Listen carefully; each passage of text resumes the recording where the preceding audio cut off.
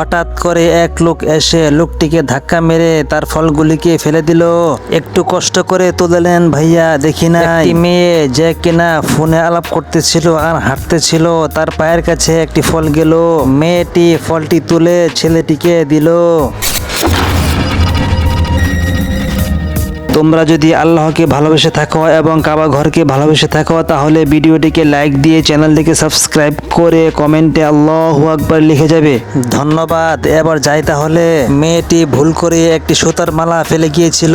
ছেলের কাছেও একটি সুতার মালা ছিল, দুটি মালা প্রায় দেখতে একই রকম। ছেলেটি তখন বুঝে গেল এই মেয়েটি আর কেউ নয়, তার ছোট্টবেলার খেলার সাথী।